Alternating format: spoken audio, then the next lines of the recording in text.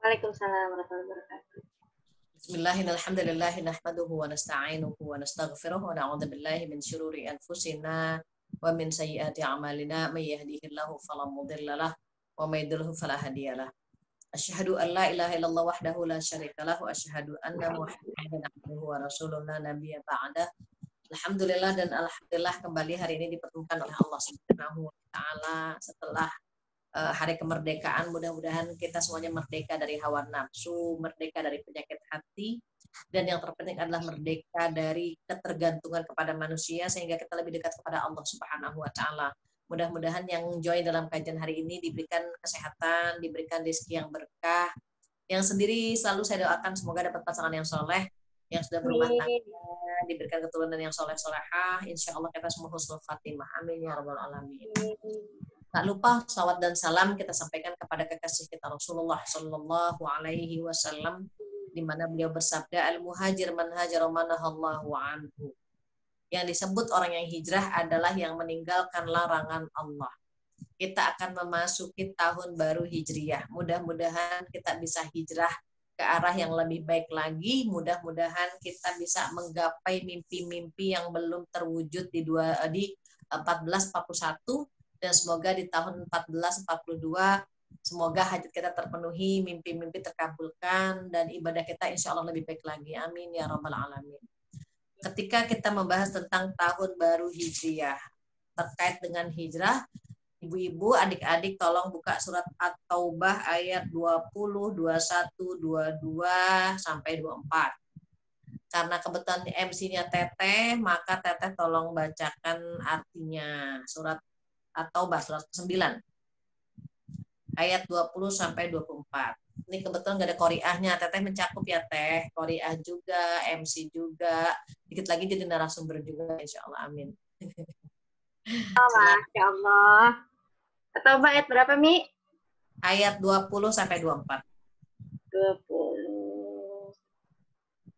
Kalau yang lain mau bantu Teteh nggak apa-apa, tapi tadi wajahnya belum ada kelihatan nih. Oh ada nih Mbak Rina. 20 sampai 24 ya Mi? Ya silahkan. Orang-orang yang beriman dan berhijrah serta berjihad di jalan Allah dengan harta dan jiwa mereka adalah lebih tinggi derajatnya di sisi Allah. Mereka itulah orang-orang yang memperoleh kemenangan. Tuhan menggembirakan mereka dengan memberikan rahmat, keridhaan, dan surga. Mereka memperoleh kesenangan dan yang kekal di dalamnya. Mereka kekal di dalamnya selama-lamanya. Sungguh di sisi Allah terdapat pahala yang besar. Wahai orang-orang yang beriman, janganlah kamu jadikan bapak-bapakmu dan saudara-saudaramu sebagai pelindung jika mereka lebih menyukai kekafiran daripada keimanan. Barang siapa di antara kamu yang menjadikan mereka pelindung, maka mereka itulah orang-orang yang zalim. Katakanlah, jika bapak-bapakmu, anak-anakmu, saudara-saudaramu, istri-istrimu, keluargamu, harta kekayaan yang kamu usahakan, perdagangan yang kamu khawatirkan kerugiannya, dan rumah-rumah tempat tinggal yang kamu sukai, lebih kamu cintai daripada Allah dan Rasul-Nya, serta berjihad di jalannya, maka tunggulah sampai Allah memberikan keputusannya. Dan Allah tidak memberi petunjuk kepada orang-orang fasik. Iya, sadaqallahul azim. Sadaqallahul azim. Ya, maha benar Allah yang maha agung. Ketika kita membahas tentang hijrah, kita pasti tahu bahwa kita ingin ada perubahan setiap tahun. Kenapa? Karena jatah kita di dunia berkurang. Dan ini PR besar untuk adik-adik semua. Jika kita memasuki tahun baru Hijriyah, itu terus terang jika tidak ada tanggal merah, mungkin kita nggak hafal ya. Kenapa kita hafal bahwa besok tanggal 20 Agustus itu tahun baru Hijriyah? Karena ada notifikasi, ada tanda atau tanggal merah pada tanggal 20 Agustus besok. Miris memang, kalau nggak ditanggalin merah, mungkin kita nggak tahu kalau itu adalah tahun baru kita. Maka selalu saling mengingatkan agar kita menghafal tahun-tahun Hijriah, bulan-bulan Hijriah. Saya pernah menyinggung sedikit, kalau kita ingin menghafal tahun atau bulan Hijriah, diingat saja tetangga sebelah kanan Musa, Roro, Juju. Tetangga sebelah kiri Rasya, Rasya, Juju. Siapakah Musa, Roro, Juju? Musa, Roro, Juju itu Munya Muharram, Sanya Safar. Roro Rabiul Awal, Rabiul Akhir, Jujunya Jumadil Awal, Jumadil Akhir. Jadi kita punya tetangga sebelah kanan Musa, Roro, Juju. Muharram, Safar, Rabiul Awal, Rabiul Akhir, Jumadil Awal, Jumadil Akhir.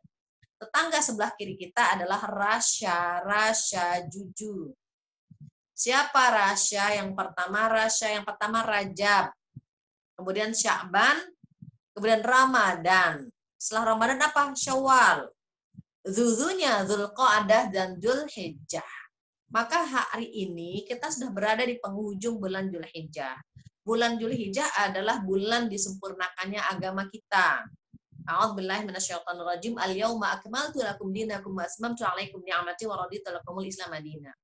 Ketika Allah mengatakan wa raditu lakumul Islam madina, dan aku redha, raditu, maka berarti bulan Dzulhijjah itu bulan menyempurnakan agama kita.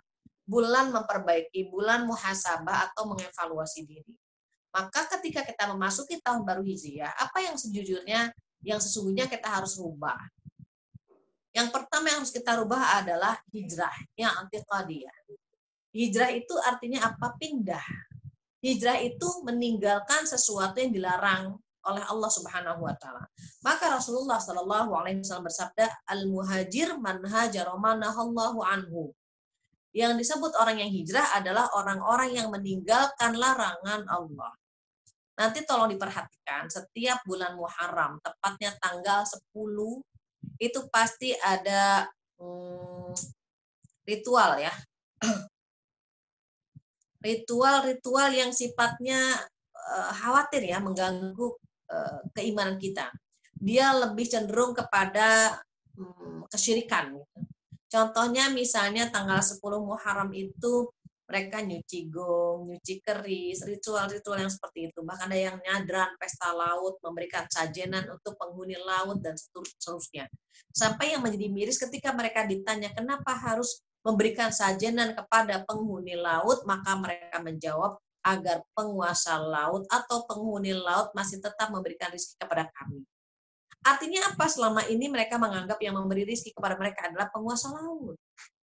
Maka untuk yang pertama yang paling viral, yang paling vital adalah hijrah i'tiqadiyah atau hijrah akidah. Hijrah akidah dari yang salah kepada yang benar, dari keraguan-raguan kepada Allah kepada keyakinan. Mengapa? Karena ini adalah paling urgen. Paling urgen sekali adalah hijrah i'tiqadiyah. Merapatlah kepada Allah, manjalah kepada Allah, kemudian romantislah kepada Allah. Mengapa? Karena semua yang memberikan kita ini Allah, yang memberikan kesehatan Allah, yang memberikan rezeki Allah, yang memberikan kebahagiaan Allah, yang membuat kita meneteskan air mata juga Allah. Maka ketika kita memasuki tahun baru Hijriah, jika pada tahun-tahun sebelumnya kita tidak romantis dengan Allah, maka tahun ini kita buatlah lebih romantis lagi, lebih manja lagi, lebih sering lagi kita ngobrol dengan Allah Subhanahu wa taala. Terkadang kita perlu nangis ya. Perlu nangis kepada Allah Subhanahu wa taala. Jangan lagi ada keraguan kepada Allah. Kita terkadang ragu.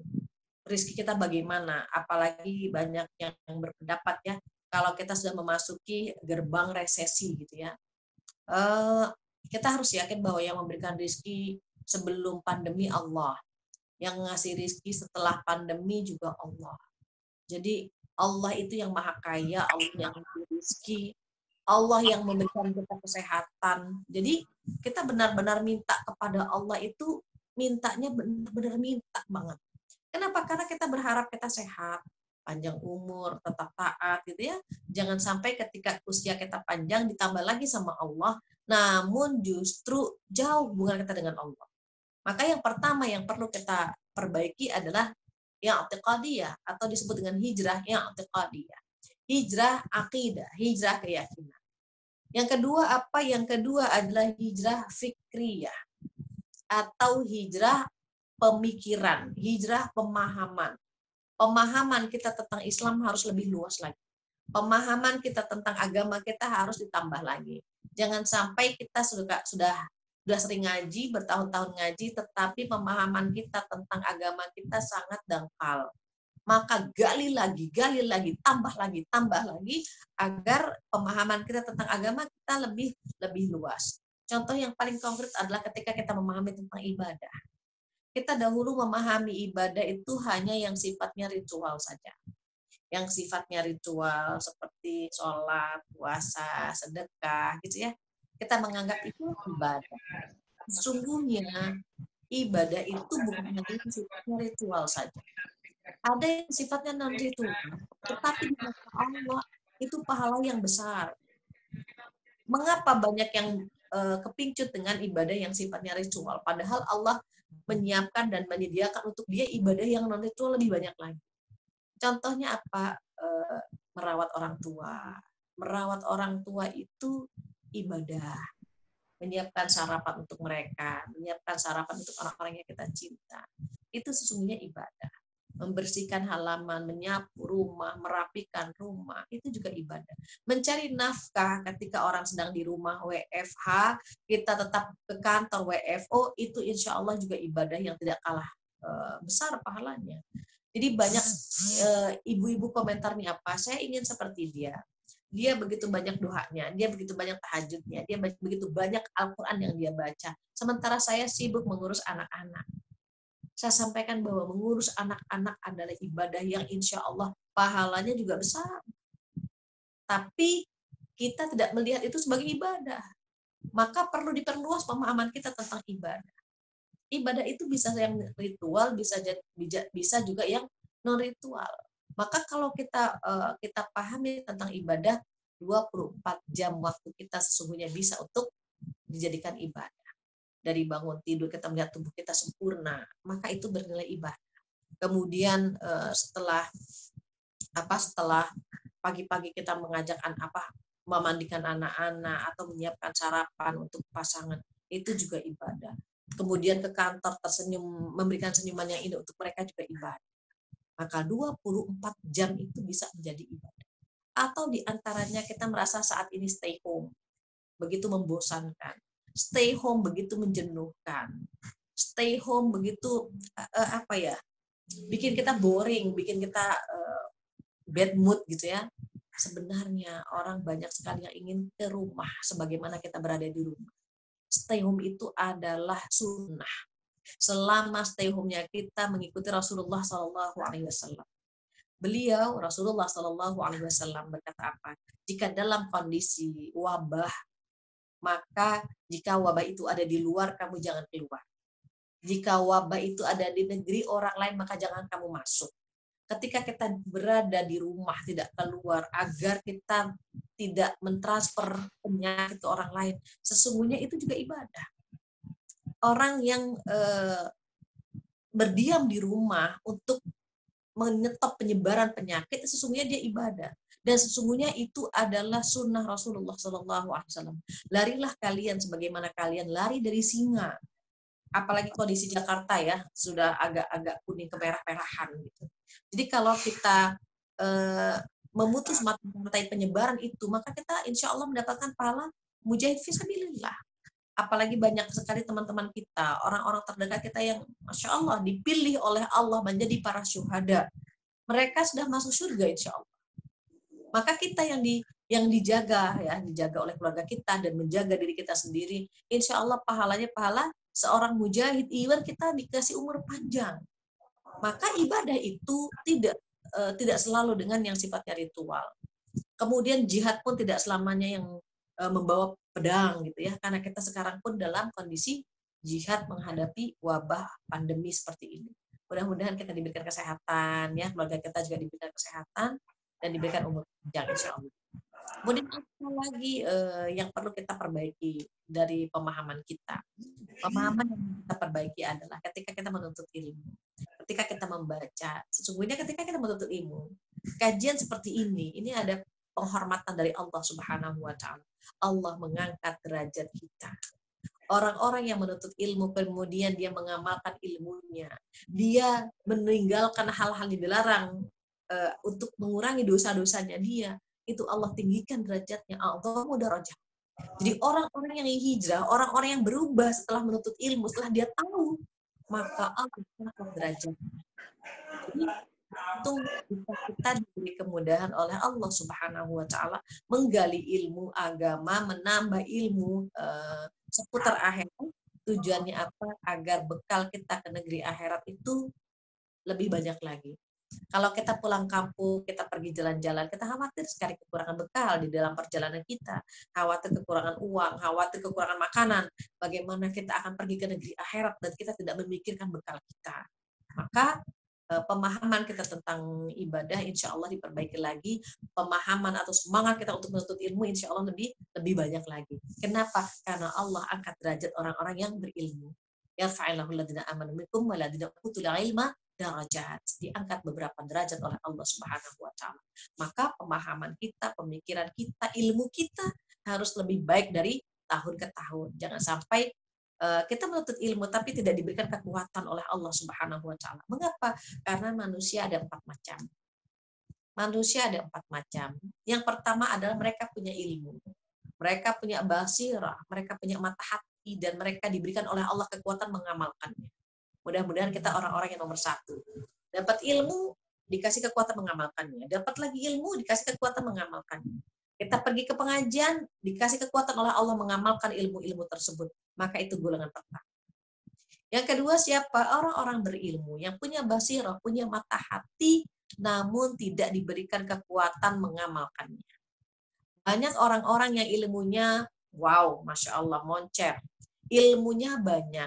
Tapi sayang dia tidak diberikan kekuatan oleh Allah Subhanahu wa taala mengaplikasikan apa yang dia punya. Apa yang dia miliki dia tidak diberikan kekuatan mengamalkannya. Katakanlah dia tahu menutup aurat ini wajib. Dia tahu menutup aurat wajib, tetapi dia tidak diberikan kekuatan menutup aurat.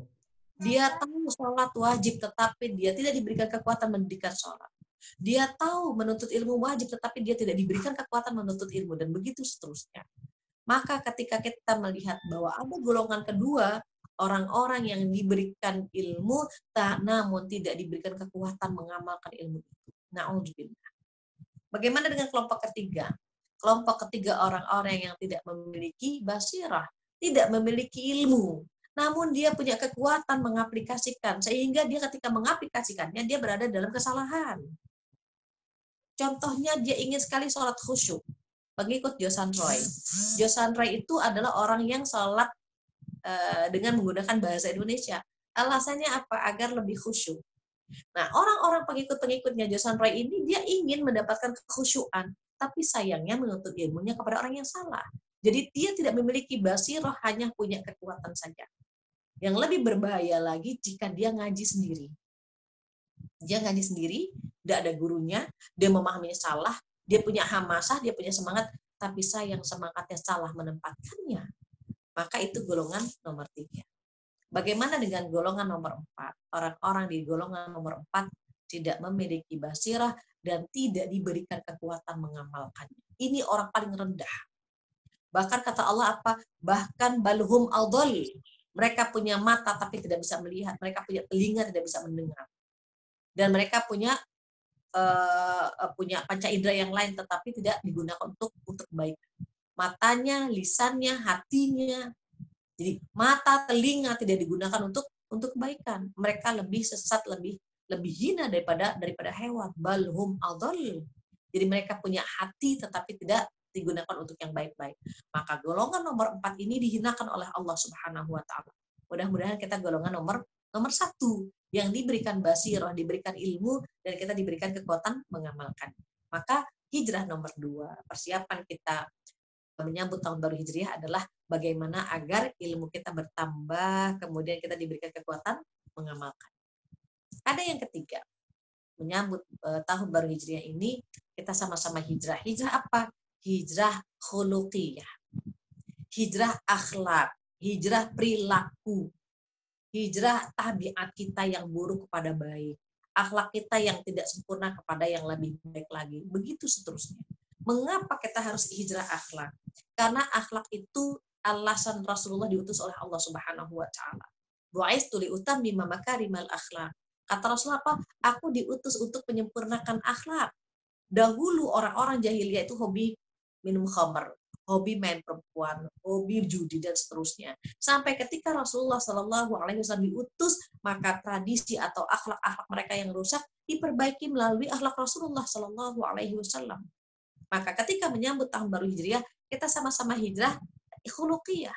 Hijrah akhlak kita, hijrah perilaku. Jangan sampai perilaku kita dari tahun ke tahun tidak ada perubahan. Padahal akhlak kita salah. Contoh apa? Contoh minum, makan. Kita suka lupa pakai tangan kiri. Pindahkan ke tangan kanan, itu hijrah. Misalnya makan dan minum sambil berdiri. Duduk sebentar atau jongkok sedikit untuk tidak minum dan makan dalam kondisi berdiri.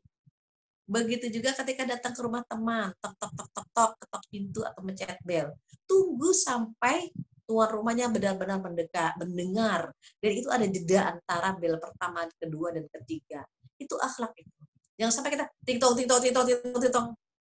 Itu mengganggu. Ting-tong, satu tunggu. Dia dengar nggak ya?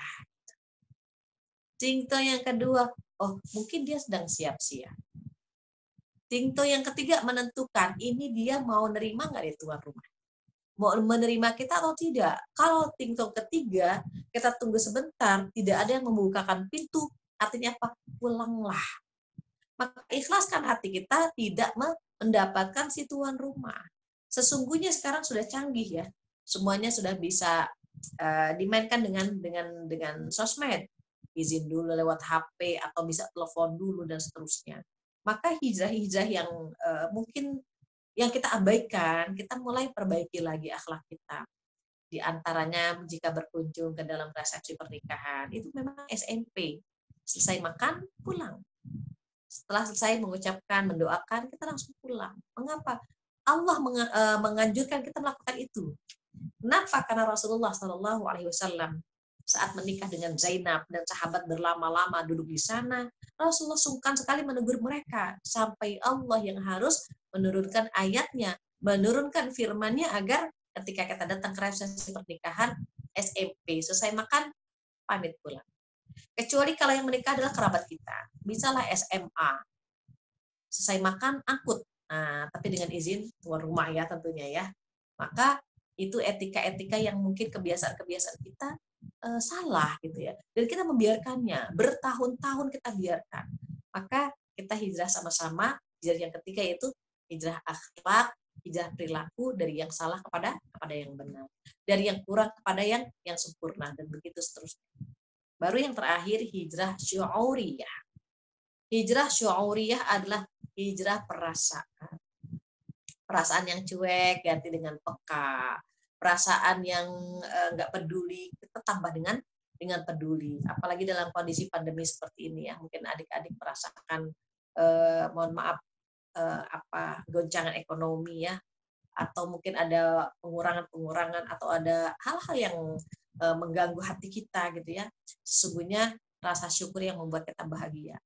Even apa yang kita harapkan tidak seperti yang kita harapkan ya. Jadi hayalan dan mimpi kita itu tidak seperti yang kita harapkan. Tapi kita masih harus tetap bersyukur. Jika ada di antara kita lelah dengan pekerjaannya, berapa banyak teman-teman kita yang capek melamar pekerjaan. Jadi kalau misalnya kita dapat uang sekedarnya saja, berapa banyak yang justru tidak mendapatkan uang sama sekali.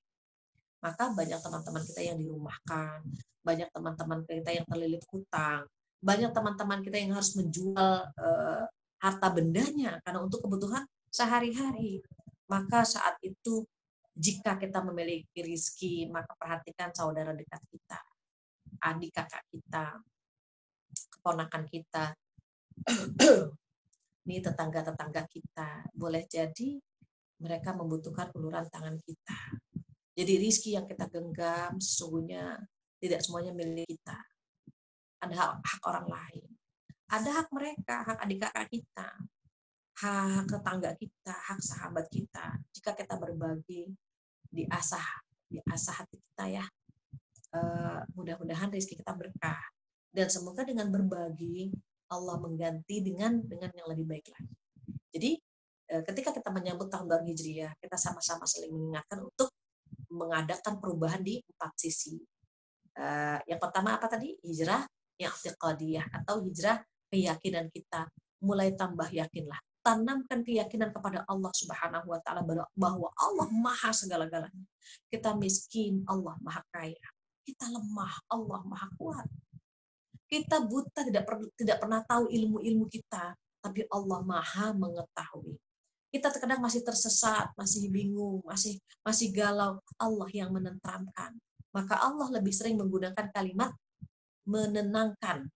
Kenapa? Karena ketenangan itu cenderung dari Allah Subhanahu wa taala. Sementara kalau hawa nafsu itu lebih cenderung kepada kalau kepuasan itu kepada hawa nafsu. Jadi di Al-Qur'an itu yang ada adalah ketenangan. Ala bi dzikrillah tatmainnul qulub.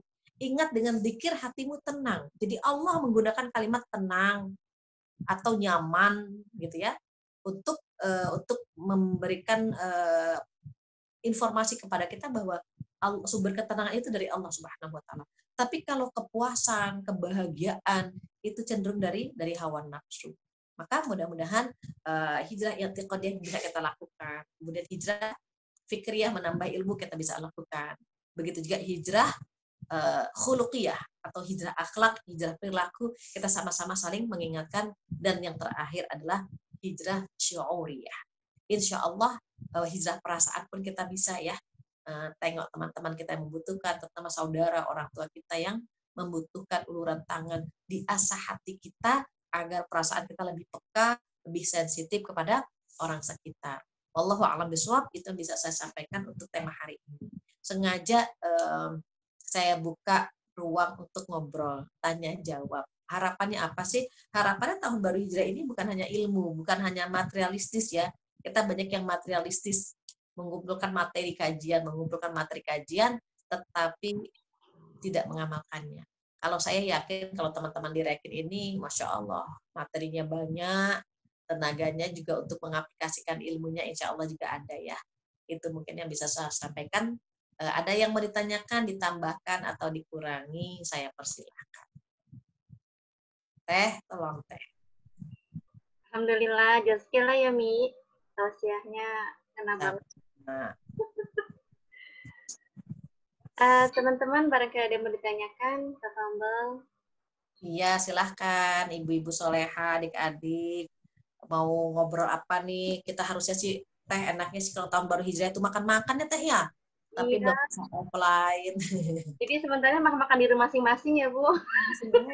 Sama-sama ya, habis ini kita makan bersama di rumah masing-masing. Ada yang mau ditanyakan, Neng, ibu-ibu? Wajahnya pada kemana ini ya? Masya Allah, tawaduk banget. Biasanya kalau ngaji begini memang enaknya kan pakai daster ya. Kalau yang WFH. Kalau yang WFO nggak bisa pakai daster. Ayo, Teh, mau ditanyain, Teh. Bu, mau nanya yang tentang masalah yang tadi bertamu. Ada case gini yang masuk ke tetehnya. Misalnya ada si Fulan. Beliau tuh janjian misalnya sama teteh nih. Janjian sama teteh misalnya hari Jumat mau datang. Ya. Tapi ternyata hari Kamis datangnya sehari sebelumnya. Dan itu nggak info gitu Bu ke teteh. Tiba-tiba depan rumah aja gitu. Nah, teteh kondisinya walaupun ada di rumah tapi belum siap terima tamu. Itu kira-kira teteh salah atau gimana Bu? Soalnya orangnya marah ke teteh. Katanya, loh saya kan datang ke rumah teteh, kenapa teteh nggak terima gitu. Kan fikihnya kalau bukannya, maaf deh kalau teteh salah, kata orangnya tuh. Kalau barang misalnya tuh rumahnya belum bersedia terima, bukannya pulang aja ya, nanti aja sesuai dengan perjanjian gitu. Itu gimana ya Mi? Iya, di surat An-Nur ayat 27. Tolong Teteh bacakan. Surat 24. Itu ada etika berkunjung. Surat 24. agar nanti jawabannya langsung di situ. Ayat 27, 28. Nah, jawabannya itu persis. Oh ya, Mi. Ayo, Lang bacakan. Wahai orang-orang yang beriman, janganlah kamu memasuki rumah yang bukan rumahmu sebelum meminta izin dan memberi salam kepada penghuninya. Yang demikian itu lebih baik bagimu agar kamu selalu ingat. Dan jika kamu tidak menemui seorang pun di dalamnya, maka janganlah kamu masuk sebelum kamu mendapat izin. Dan jika dikatakan kepadamu, kembalilah, maka hendaklah kamu kembali. Itu lebih suci bagimu dan Allah Maha mengetahui apa yang kamu kerjakan. Iya, itu jawabannya. Jadi kalau misalnya dia ting tong, tuan rumahnya nggak mau bukain, itu artinya pulanglah. Karena si tuan rumah tidak menghendaki kehadiran kita. Atau momennya kurang pas sehingga tuan rumah tidak siap menerima tamu pada saat itu. Kata Allah, jika mereka tidak menginginkan, jika mereka menginginkan kalian pulang, pulanglah. Jadi Allah udah ngatur coba. Sedemikian indahnya etika yang Allah atur, sampai-sampai berkunjung ke rumah orang saja harus izin, kemudian harus mengucapkan salam. Kemudian tadi ting tong bel itu istiqnas, izin. Kalau si tuan rumah mengatakan tidak, aku tidak siap, maka artinya apa? Pulang. Dan diusahakan kalau berkunjung itu tidak di 3 waktu terlarang. Kapan 3 waktu terlarang? 3 waktu terlarang itu setelah Isya, sebelum subuh, atau setelah zuhur. 3 itu dilarang oleh Allah di surat Al-Ahzab. Surat 33 ya, itu ada 3 waktu dilarang. Jadi kita harus ikutin ya apa yang Allah minta sama kita. Ayat berapa ya, Mi? Ayat sebentar.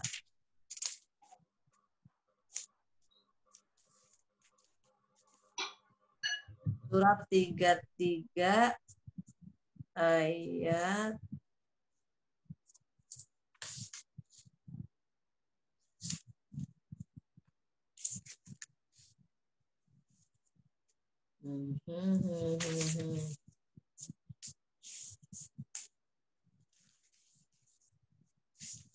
kalau lagi dicari suka nggak ketemu ya.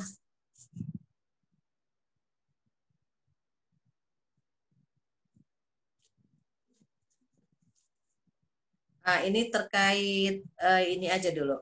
Yang datang ke resepsi pernikahan ya. Yang datang ke resepsi pernikahan itu di ayat 53. Jadi jangan lama-lama ke resepsi pernikahan.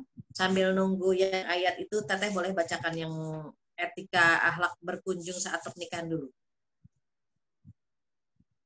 Surat Al-Ahzab ya, Mi? Ya, surat 33. Wahai orang-orang yang beriman, janganlah kamu memasuki rumah-rumah Nabi kecuali jika kamu diizinkan untuk makan tanpa menunggu waktu masak makanannya. Tetapi jika kamu dipanggil, maka masuklah, dan apabila kamu selesai makan, keluarlah kamu tanpa memperpanjang percakapan.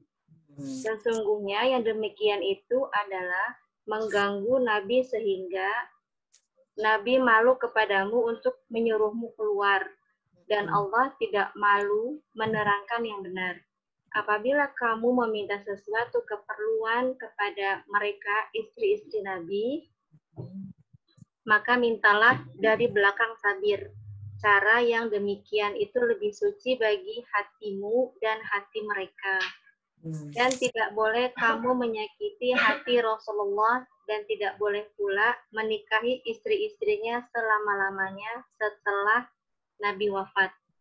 Sungguh yang demikian itu sangat besar dosanya di sisi Allah. Nah, itu ada ya tentang kalau kita datang ke resepsi jangan terlalu cepat, jangan juga terlalu lama. Kenapa? Karena Rasulullah pernah ketika menikah dengan Zainab. Oh, ternyata di surat An-Nur teh ayat 58. Yang 3 waktu dilarang. Di surat 24 ayat 58 itu ada 3 waktu dilarang ketika kita berkunjung.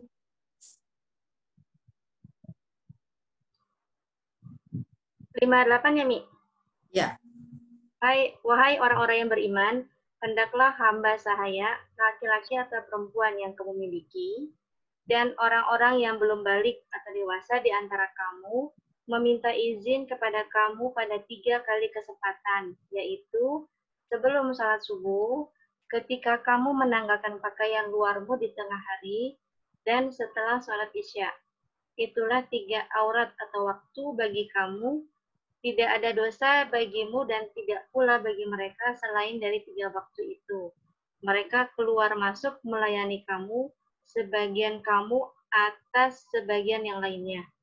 Demikianlah Allah menjelaskan ayat-ayat itu kepadamu, dan Allah Maha mengetahui, Maha bijaksana.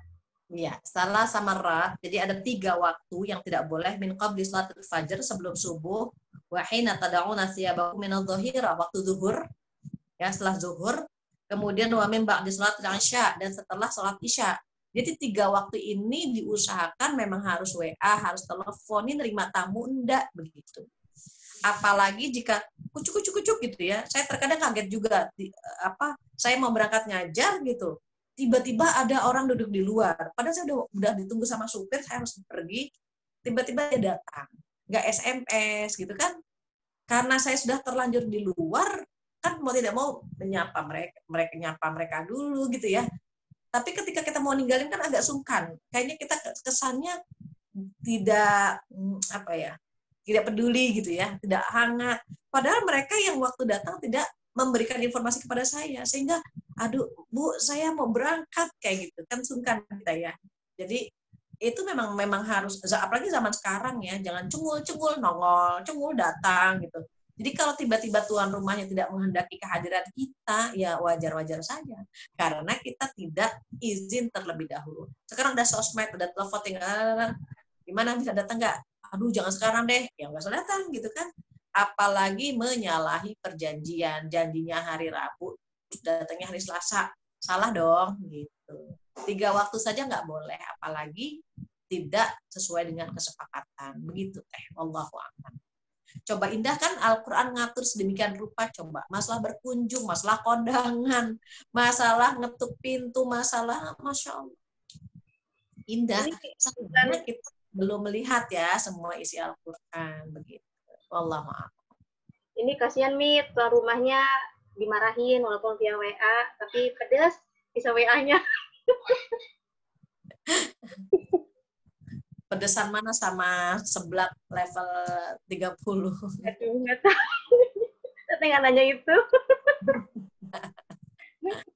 Begitu ya. Mudah-mudahan yang marah-marah bisa dengar kajian hari ini. Ya. Biar marah lagi. Tapi mungkin bukan orang sini ya Teh, orang luar sana ya Teh. Yang marah-marah. Tapi soalnya disampaikan nih orang. Ada lagi Neng yang lain, coba. Masya Allah pada kemana ini mukanya, kangen atuh Neng. Ada Mbak Cindy, Bu, ada Neno. Tuh, mana nih Mbak Neno sama Mbak Cindy wajahnya? Assalamualaikum Ibu. Waalaikumsalam, Neng Cindy apa kabar? Baik, maaf ini lagi nggak pakai kerudung jadinya nggak nyalain. Enak ya kalau kita ya? Iya, sekalian nanya deh, boleh Bu? Ya. Iya, tadi sempat disebutkan mengenai hijrah pikiran ya, kalau nggak salah. Terus kalau misalnya mengenai pikiran buruk atau yang negatif, kenapa? Pemikiran, pemahaman. Oh, pemahaman. Kalau pikiran itu jatuhnya ke hijrah perasaan. Perasaan ya, oh gitu. Nggak apa-apa ya udah. Nggak apa-apa hijrah perasaan. Kenapa, Neng? Iya, maksudnya itu yang pemikiran yang kurang baik kepada orang lain, itu sebaiknya bagaimana untuk menghindarinya? Cara-caranya gitulah. Begitu, Bu. Terima kasih. Sama-sama. Kalau suuzon tidak boleh, kalau waspada boleh. Misalnya begini, dia pernah punya niat jahat sama kita, pernah berperilaku jahat sama kita gitu ya. Kita kan terekam di sini, oh dia nggak suka sama kita, oh dia punya niat buruk sama kita. Ketika dia melakukan satu tindakan, kita waspada harus dong, jangan sampai kita jatuh ke lubang 2 kali kan, dikadalin lagi sama dia, dijahatin lagi sama dia. Jadi ketika dia melakukan hal-hal yang mencurigakan, kita waspada, boleh. Tapi kalau suuzon terus nggak boleh begitu. Jadi bagaimana kalau kita biar nggak berpikiran buruk? Nah, yang pertama adalah istaftir qalbak, tanya sama hatimu. Hati ini alat komunikasi yang efektif ya sama Allah Subhanahu wa taala. Jika ada hal-hal yang ingin merugikan atau ingin terjadi sama kita, itu terkadang Allah ngasih cara gitu ya. Kita berlindung dari perbuatan orang tersebut, sehingga apa yang kita pikirkan tidak terjadi. Jadi kita bilang sama Allah, ya Allah, lindungi hamba dari fulan, fulanah gitu. Ya Allah, buka hati hamba dan hati dia agar tidak memiliki pikiran-pikiran yang negatif.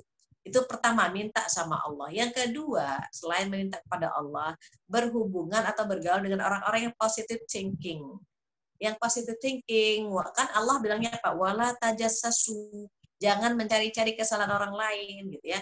Jadi kita komunikasi dengan teman kita, menurut dia bagaimana? Menurut dia fulan ini bagus apa enggak?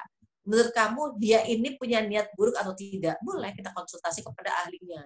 Boleh jadi teman dekatnya tahu, jangan bergaul sama dia misalnya. Pikiran kamu tuh, apa yang ada di pikiran kamu tuh sama dengan apa yang ada di pikiran saya, bahwa dia orangnya begini. That's it, sekedar itu saja sudah. Jadi kita boleh waspada ya, tapi untuk suuzon nggak boleh. Nah, pikiran-pikiran yang buruk itu perlu hijrah juga. Cara hijrahnya bagaimana? Yang pertama tadi ya doa, yang kedua bergaul dengan orang baik, yang ketiga surat Al-Mu'awwizatain. 2 surat berlindung yaitu Al-Falaq dengan An-Nas. Setiap hari baca 3 kali, 3 kul.